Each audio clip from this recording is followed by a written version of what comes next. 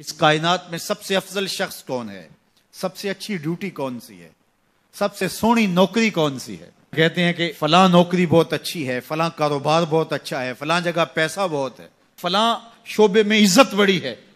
لیکن آؤ حضور سے پوچھتے ہیں سب سے افضل کون ہے، سب سے اشرف کون ہے؟ تو میرے حضور نے فرمایا خیرکم من تعلم القرآن وعلمہ، تم میں سب سے افضل وہ ہے جو قرآن سیکھتا ہے اور اوروں کو سکھاتا ہے. سب سے اشرف، سب سے اچھی نوکری، سب سے اچھا کام، سب سے بہتر وظیفہ اس کا ہے جو قرآن خود بھی سیکھتا ہے اور اوروں کو بھی سکھاتا ہے. تو اس کتاب سے جڑ جاؤ، اس کتاب سے وابستگی اختیار کرو. جس رات کے دامن میں قرآن نازل ہو وہ رات تو افضل ہو، وہ رات تو 1000 مہینے سے اشرف ہو. اللہ اکبر. تو پھر مجھے بتاؤ کہ جو قرآن کو اپنی روح میں بسا لے، جو اپنے اعمال کو قرآن کی تعلیمات کے تابع کر دے، جو اپنے دنوں کو قرآن کے اجالوں میں گزارے، اپنی راتوں کو قرآن کی تلاوت میں بسر کرے، دن کی تنہائی میں اور رات کے اجالوں میں قرآن پڑھے، بتاؤ وہ کتنا اشرف ہوگا. اس لیے میرے اور آپ کے آقا و مولا نے فرمایا راتوں کی تنہائیوں میں اٹھ کے قرآن پڑھا کرو، اور قرآن پڑھتے ہوئے رویا کرو، اور اگر رونا نہ آئے تو رونے کی کوشش کیا کرو. کوشش کیا کرو، رقت پیدا ہو جائے تمہیں قرآن کی تلاوت کرتے کرتے.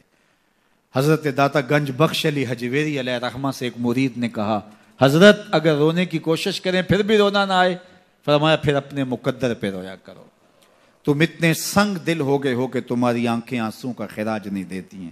تو اس کتاب کے ساتھ جڑ جاؤ، تعلق کو مضبوط کر لو، اور اس کتاب سے وابستگی تمہیں دنیا آخرت کی بہتری کی ضمانت فراہم کرے گی. اور یہ کتاب زندہ ہے، اس کا پیغام کبھی فرسودہ نہیں ہوا، اس کا پیغام کبھی پرانا نہیں ہوا. ہر دور کے تقاضوں سے یہ کتاب ہم آہنگ ہے، اور یہ کتاب ہر شخص کی ضرورت کی کفالت کرتی ہے. اور پھر اللہ نے اس کو اتنا آسان کیا ہے، اتنا جامع بنایا ہے کہ ہر طبقہ زندگی کے شخص کے لیے قرآن کافی ہے، ہر شخص کی ضرورت کا کفیل ہے. اس کو ایک عام شخص پڑھے تو اس کو بھی نور ملتا ہے، ایک نقطہ بین شخص اس قرآن کا مطالعہ کرے تو اس کو بھی روشنی ملتی ہے، ایک فلسفی پڑھے تو محروم وہ بھی نہیں ہوتا.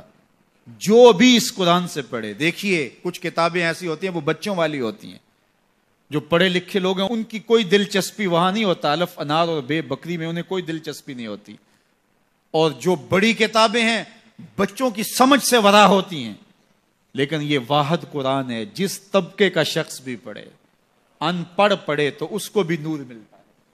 میں دیکھتا ہوں تلاوت چل رہی ہوتی ہے اور تلاوت عربی میں ہے، اور بندہ عربی جانتا نہیں ہے وہ بھی جھوم رہا ہوتا ہے، اس کو بھی حظ مل رہا ہوتا ہے. یہ کتاب ہر طبقہ زندگی کو روشنی دیتی ہے. یہ قیامت تک آنے والی انسانیت کے لیے رشد و ہدایت کا صحیفہ ہے. اس کتاب سے جڑ جانے سے بلندیاں نصیب ہوتی ہیں. جس رات کو یہ کتاب اترے وہ رات تو لیلۃ القدر کہلائے. اور جو شخص اس کتاب سے وابستہ ہو جائے اور اس کتاب کو اپنی روحوں میں سمو لے، وہ ذی قدر کیوں نہیں ہوگا، وہ عزت کا مالک کیوں نہیں ہوگا، وہ شانوں اور عظمتوں کا مالک کیوں نہیں ہوگا. تو آئیے میں اور آپ اس رات کی ان خوبصورت پہنائیوں کے اندر اور ان حسین لمحوں کے اندر کتاب اللہ کے ساتھ جڑنے کا عزم کر کے اللہ کے حضور دعا کے لیے ہاتھ پھیلائیں کہ اے اللہ ہمیں اس کتاب کے ساتھ جوڑ دے. یہ کتاب زندگی بخش ہے، اللہ پوری امت کو اس کتاب کے ساتھ جوڑ دے. اقبال کہتے ہیں فاش می گوئم آنکھ درد المزمرست این کتاب نیز چیزیں دیگرست. جو میرے اندر چیز چھپی ہوئی ہے اس کو کھل کے اگر بتاؤں، یہ کتاب نہیں، یہ کوئی اور ہی شے ہے. یہ زندگی بدل شے ہے، یہ حیات ساز کتاب ہے، یہ زندگی کو روشنی اور اجالوں سے بھر دینے والی کتاب ہے، یہ پستیوں سے اٹھا کے بلندیوں تک پہنچانے والی کتاب ہے. اس کا حرف حرف روشنی ہے، اس کا لفظ لفظ اجالا ہے. یہ زندگی کو زندگی کا حقیقی نور دینے والی کتاب ہے. اس سے جڑنے والے کبھی محروم نہیں ہوتے، سرخرو اور سربلند ہوتے ہیں. اللہ ہمیں اس کتاب رحمت سے جڑنے کی اور جڑے رہنے کی توفیق عطا فرما، اور اس امت کو اس کتاب کے ساتھ وابستگی اللہ نصیب کرے. اس ویڈیو کو شیئر ضرور کیجئے، ہو سکتا ہے آپ کے ایک شیئر سے یہ بات کسی کے دل میں اتر جائے. جزاک اللہ.